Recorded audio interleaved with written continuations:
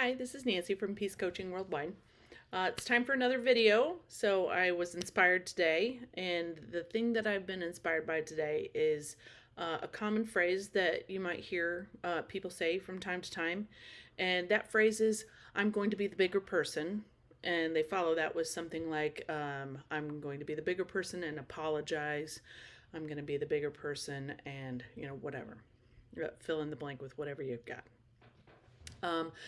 And what occurred to me when I was thinking about this idea of being the bigger person is that being putting yourself in a position of being a bigger person or putting yourself in the position of being a smaller person, as the case may be too, which might look like passivity or I'm not going to speak up, I'm not going to have my boundary, I'm going to bite my tongue, those kinds of things. That's putting myself in the position of the smaller person. And putting myself in the position of a bigger person is me considering myself to be I'm going to be the one who is more chaste, more living in line with good values and things like that. But actually, when we really study it, putting yourself in the position of a bigger person or the smaller person are both positions of pride. Now, why would I say that? Because if I'm trying to be the bigger person, I'm trying to be humble. I'm trying to be good. I'm trying to be, like whether that be like a good Christian or a good Buddhist or a good whatever. Okay, and so I'm just trying to be this good person. But actually, it's a position of pride because I'm putting myself as above someone else, and that is not actually accurate because we're actually all the same. So, what happens if instead of using the phrase, I'm going to be the bigger person, what happens if I use the phrase, I'm going to be an equal sized person? Not smaller than, and not bigger than, or yeah. So, what does it look like to be an equal sized person? It means that I am going to, as closely as I possibly can, as an imperfect person, I'm going to try to consider both you and me and what's dignified, respectful, loving, kind, whatever. I'm going to treat myself and you as equally as I can on those particular standards. I'm going to love you as much as I love me.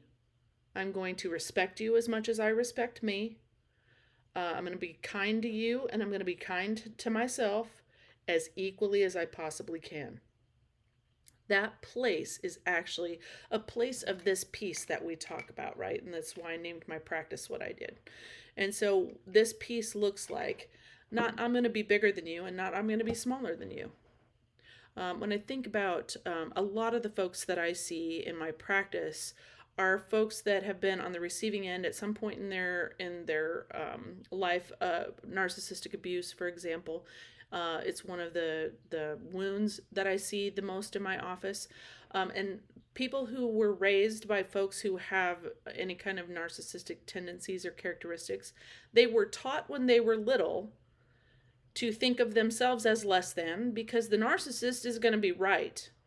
It's like what gaslighting is all about. I'm right and you're wrong and you're going to agree with me or I'm going to punish you is essentially gaslighting in a nutshell. And so what happens to me as a little kid when I can't defend myself from that, I learn and I teach myself, and I don't even remember it, but I teach myself to think of what I think and believe as questionable, less than, less important, etc.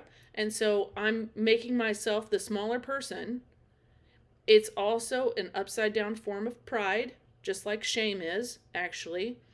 And the narcissist in that situation is putting themselves as the bigger person, not in the way that we might use that phrase, but they're saying my way is the right way and your way is wrong. And like it or not, we all do that sometimes because, guess what? If we thought we were wrong, we would change our mind.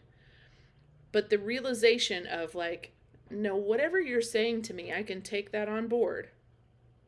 Consider it as equally as I can to myself, even if I don't understand or I think you're wrong.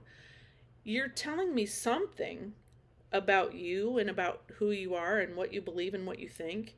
What truth can I find in that? But I'm not going to abandon myself to accept your way, and I'm not expecting you to abandon yourself to accept my way. That's how we learn to meet in the middle with that. And so being the bigger person or being the smaller person, both equally prideful and both equally out of balance. And so what we're looking at in terms of finding that balance and finding that piece that is so elusive is realizing that I'm going to see myself as an equal-sized person.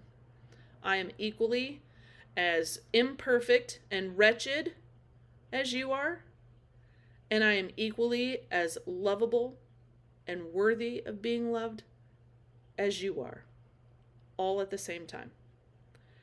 The closer we can come to that kind of mindset, the more of that peace stuff we're going to get. So there you go.